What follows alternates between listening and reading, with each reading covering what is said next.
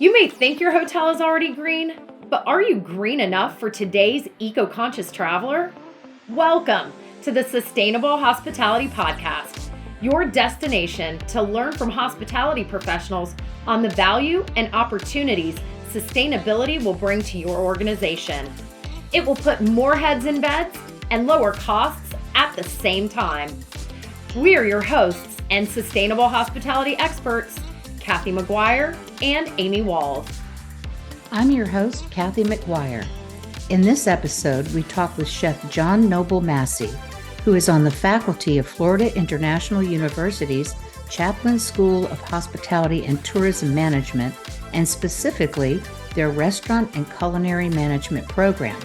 We discuss the many ways to reduce waste in the kitchen and repurpose food for another meal. Enjoy the episode. Welcome, everyone. We have with us as our guest speaker today, Chef John Noble Masi. He's on the faculty of Culinary and Industry Consulting and Teaching Assistant Professor at Florida International University's Chaplin School of Hospitality and Tourism Management. Chef, welcome. Thank you so much, Kathy. I'm glad to be here. Terrific. The first thing I wanted to ask you about sustainability, food sourcing.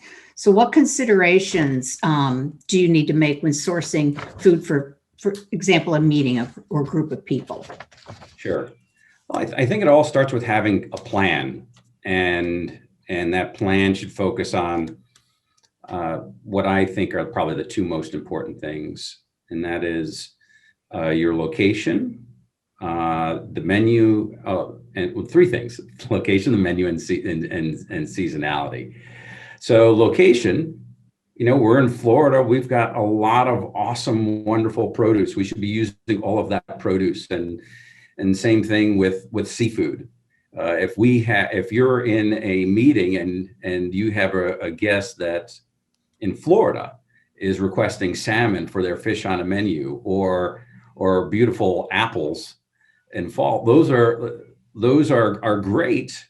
But we've got awesome citrus for the fruit, and we've got awesome local fish for the seafood. So your location matters. And just the opposite, if I were in New York and you've got awesome apples up there this time of year, and I remember going apple picking and those kind of things. So and then there's beautiful cod and other local seafood in Northeast. Lots of freshwater fish up in New York. That's sustainable. So location, seasonality. Get something at its ripest when it's in the best possible season. Similar down here in Florida, mangoes are a wonderful summer fruit. Strawberries are a nice winter fruit down here. This is our strawberry season. So put those on the menu during the right season.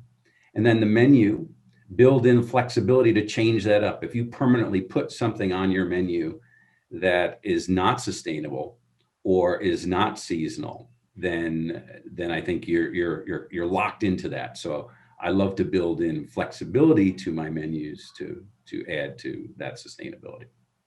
That's wonderful. So how do you minimize or repurpose food waste during your prep work? The same thing. I think it comes with a plan or some thoughtfulness. I try to make sure that if I'm having a chicken dish on the menu, that I'm using the whole chicken. I'm using the breast for center of the plate entree, or if it's buffet, then I'm using those breasts that I'm serving for the luncheon. I'll debone the thighs and the leg meat to use in a chicken salad that could be used in a luncheon, or a chicken stir fry that could be used for something else. And then I'll use the bones and the carcass to make a nice stock for a soup. So planning and purchasing, planning that on my menu and having those items. Okay, I'm going to center plate chicken entree. I'm going to add a chicken salad to my lunch selection, or a stir fry. And then I have this really wonderful soup as well. And particularly, today in South Florida, it's 50 degrees. So soup would actually be quite nice down here now. Absolutely, definitely. One of the other things I was wondering about, I saw some photographs where it was signage actually in front of some things on that were on the buffet table where you had repurposed them from like the meal before. So tell us about how you manage that and go through that. And I love the fact that you put the signage there so people know. So tell us a little bit about that. Thank you so much for noticing that. We really put a lot of thought and energy into doing that event, and it was done in partnership from the work that we had done with the James Beard Foundation, and then additional work with the World Wildlife Foundation.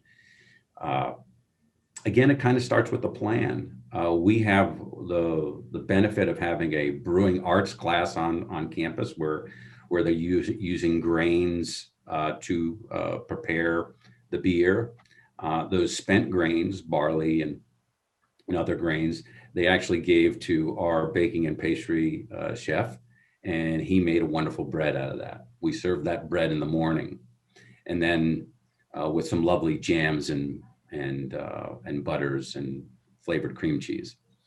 From that, then it went into a bread pudding that I made in the evening that I used spent grains to the bread and the leftover bread to a bread pudding where I was using carrot peelings and some other leftover pastries from breakfast. I combined the leftover toasts along with I think there were some leftover cinnamon buns and some leftover croissants. And so those could easily be made into a sweet bread pudding, and then so that it's not identifiable as something that was left over, I totally repurposed it by adding the carrot peelings cut up really finely, or you can grind them up, adding some traditional carrot cake spices, cinnamon, clove, a little bit of ginger, and made a really nice cream cheese glaze for it, and baked off this wonderful sweet carrot cake bread pudding. So it starts with the planning and then having an idea of what you're going to do. For that event, we also focused on other things. All of the international cuisines, particularly in the Caribbean or the more rural areas of Italy, they all do things on a naturally, culturally, that lend themselves well to repurposing items. In the Caribbean, I've been down there and done some consulting, and they talk about serving boiled yam one day, whatever's left over, they're frying and serving in a different way the next day.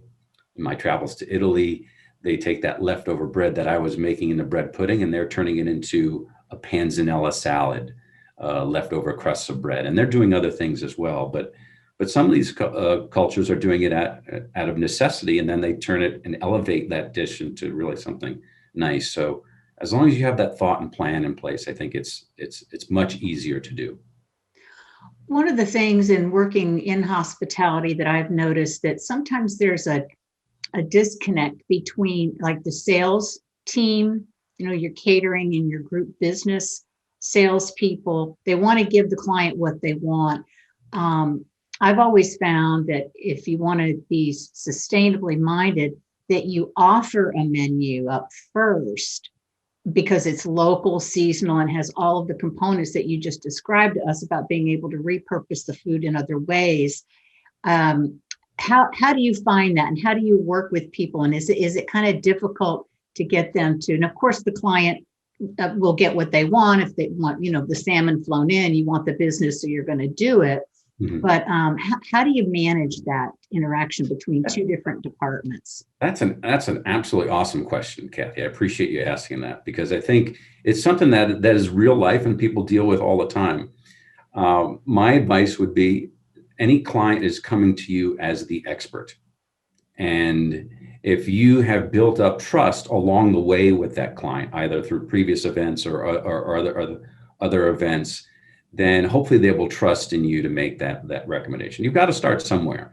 And if they want to stick with that salmon on the menu, then say, maybe I'm happy to do a tasting or something like that introduces you to this local seafood, which you may not be familiar with.